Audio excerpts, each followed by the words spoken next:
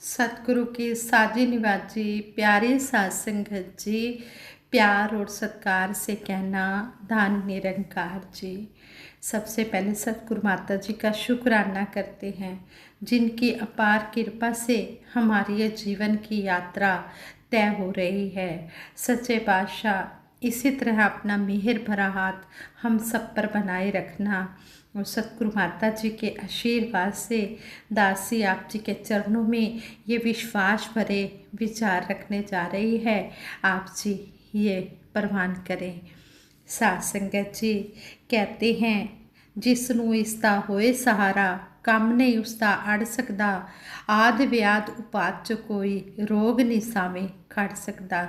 शहनशाह जी संपूर्ण अवतार वाणी के इस शब्द द्वारा हमें समझा रहे हैं कि जो पूर्ण रूप से सतगुरु के चरणों में समर्पित हो जाता है, इस पर अपना अटूट विश्वास रखता है, उसके सारे काम पूर्ण होते हैं। विश्वास की शक्ति पर ही दासी एक महात्मा के विचार रखने जा रही है। साध संगत जी कहते हैं, एक महात्मा इंटरव्यू देने के लिए किसी ऑफिस में गए। वहाँ पर 3 ऑफिसर बैठे हुए थे।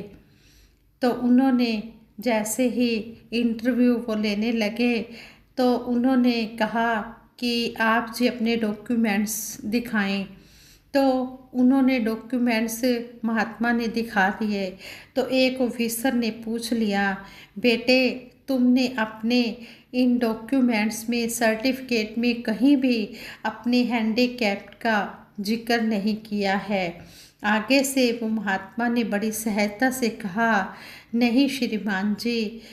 तो आगे से वो कहने लगे कि नहीं श्रीमान जी, मैंने ये हैंडीकैप्ड का कहीं भी कोई जिक्र नहीं किया है। आगे से वो जो ऑफिसर थे वो कहने लगे कि क्यों भाई, यदि तुम अपनी हैंडीकैप्ड का सर्टिफिकेट यहाँ पर लगा देते तो तुम्हारी सिलेक्शन हो जाती।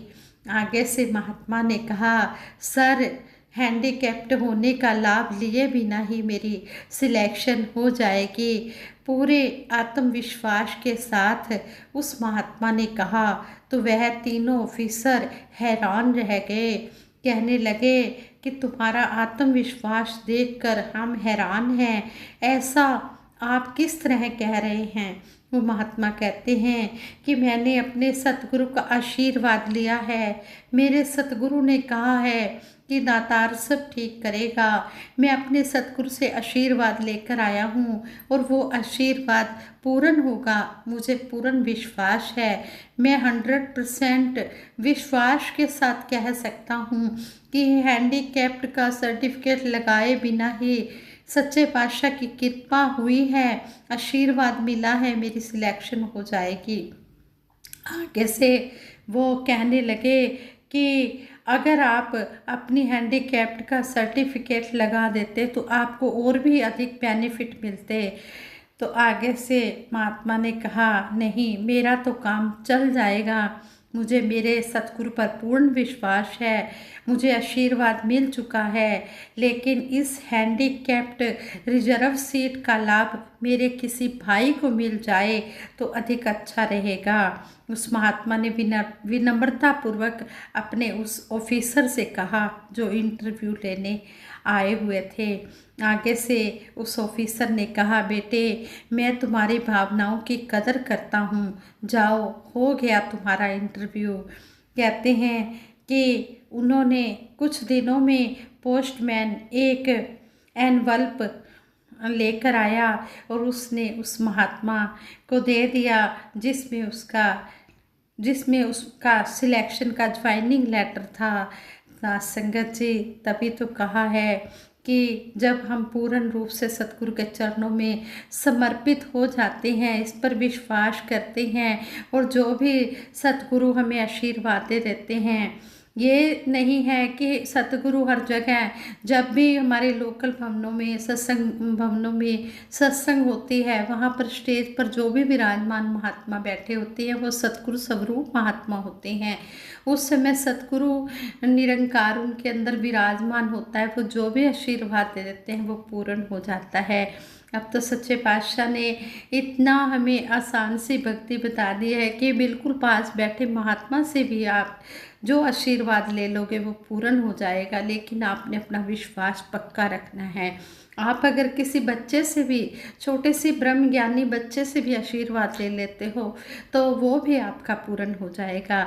तो अगर हमारा विश्वास पूर्ण है तो सब कुछ पूर्ण है। कहते हैं भक्ति की शक्ति, शक्ति का मतलब है ताकत, पावर, बल।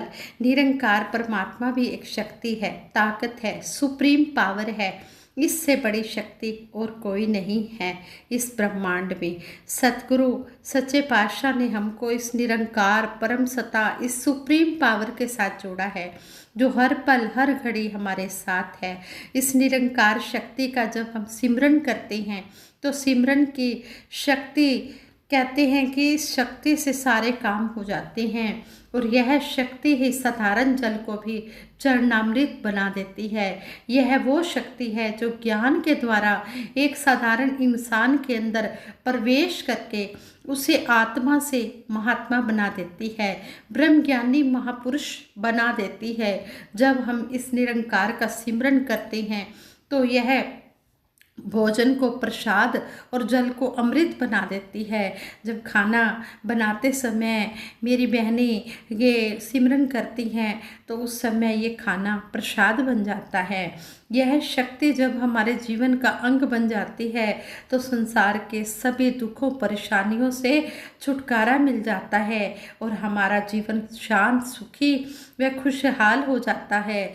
ब्रह्मज्ञानी भगत जब अपने जीवन में सेवा, सिमरन, सत्संग के द्वारा इस शक्ति को कायम कर लेता है, यही शक्ति उसकी भक्ति बनकर मुक्ति प्रदान करती है। जैसे जैसे हम हमेशा ये याद रखें कि ब्रह्मज्ञानी के लिए निरंकार प्रभु का सिमरन ही आत्मा का आधार है।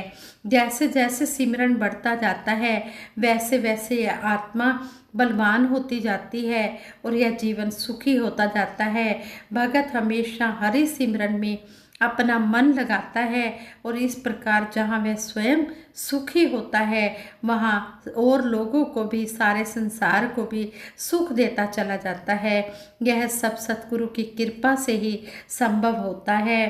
संपूर्ण अवतार वाणी में शहंशाह बाबा अवतार सिंह जी महाराज फरमाते हैं, जिस ता पख करे तू स्वामी उस बंदे लई मौज बहार, जिस ता पख करे तू स्वामी उससे कदी ना होवे हार।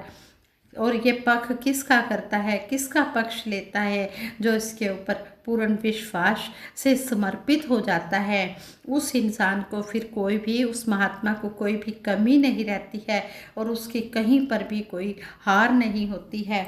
उसकी हमेशा जीत ही जीत होती है, क्योंकि वो सतगुरु के कहे अनुसार वचनों पर फूल चढ़ाता है। इसी तरह कहते हैं कि ये जो समर्पण से आनंद की बात कही गई है कि प्रभु परमात्मा का ज्ञान प्राप्त होने के बाद इंसान में समर्पण भाव आ जाता है और फिर वह अधिकारों की बजाय अपने फर्जों को, अपने कर्तव्यों को प्रधानता देने लगता है, इम्पोर्टेंस देने लगता है।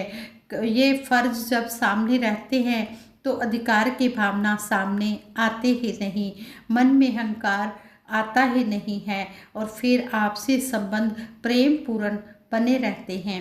समर्पण का भाव चाहे परिवार में हो या बिजनेस में हो, वह जहाँ भी हो सुख ही सुख देता है। इसके विपरीत जहाँ समर्पण भाव में कमी है वहाँ कलह क्लेश ही हर जगह दिखाई देता है। कहते हैं, एक महात्मा बता रहे थे, कहते हैं महापुरुषों के एक परिवार में अक्सर दास का आना जाना होता है।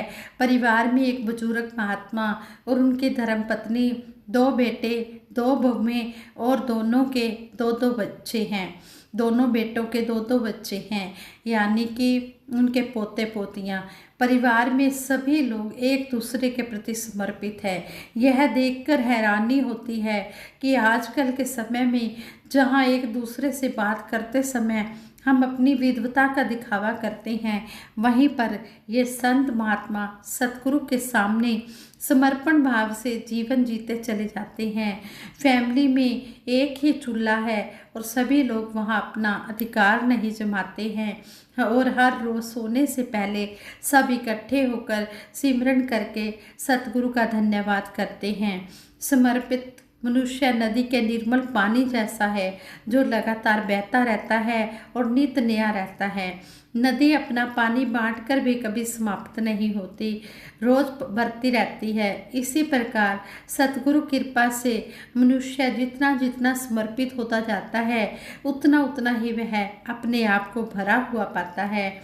अपने अंदर रूपांतरण लाने की यही एक विधि है, यही एक ढंग है कि सतगुरु के चरणों में दिल और जान से समर्पित हो जाया जाए। समर्पण से अहंकार की जड़ कट जाती है। जहाँ अहंकार नहीं बल्कि समर्पण है वहाँ पवित्रता है, प्योरिटी है। सतगुरु की कृपा से सहज समर्पण हो जाता है, यह किया नहीं जाता।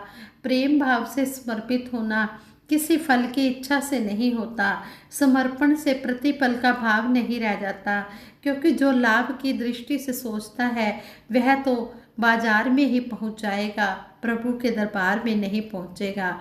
कहते हैं सौदागरी नहीं ये इबादत खुदा की है, ऐ बेखबर जज्जा की तमन्ना भी छोड़ दे। ये सूफी कवि जी ने कहा है कि सौदागरी नहीं है ये तो इबादत ये खुदा की है। इसलिए है इंसान कभी भी ये जो सौदेबाजी वाली बात है इसको मत अपने मन में लाने देना। ये सतगुरु के दरबार में व्यापार नहीं होता, यहाँ पर तो प्रेमा भक्ति होती है, प्रेम रूप से समर्पण होता है।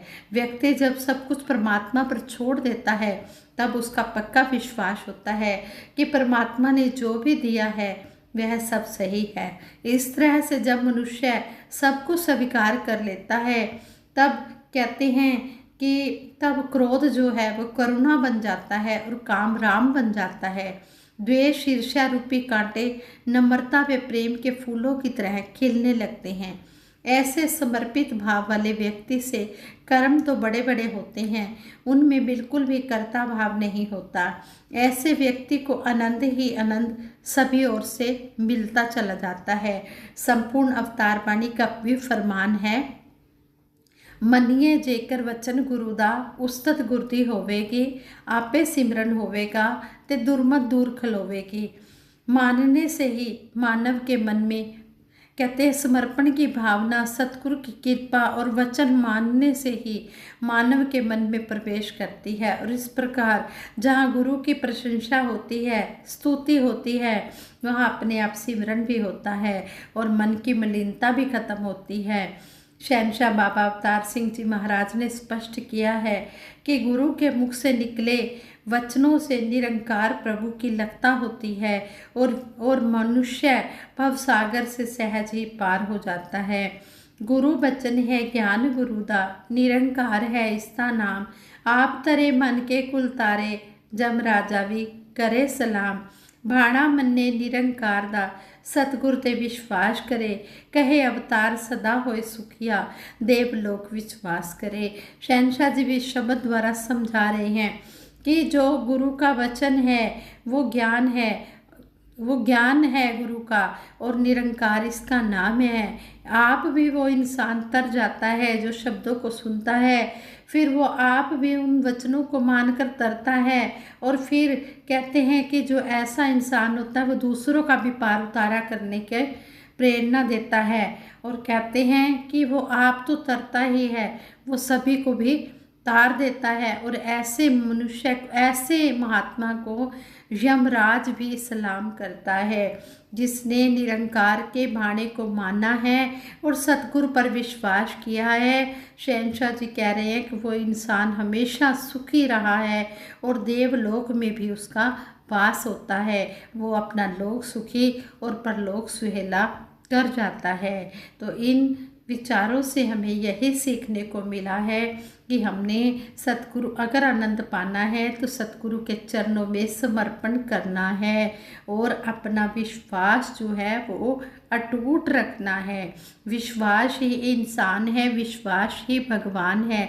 जिसको विश्वास करना आ गया उसके सारे काम बनते चले जाते हैं, उसके जीवन में कभी कोई रुकावट नहीं आती है। आओ दातार से यही अरदास करें, सच्चे पातशाह जो जो भी वचन हम सीख रहे हैं इनको हम सीखते चले जाएं, कर्म रूप में ढालते चले जाएं और आप जी के आशीर्वादों के पात्र बनते चले जाएं।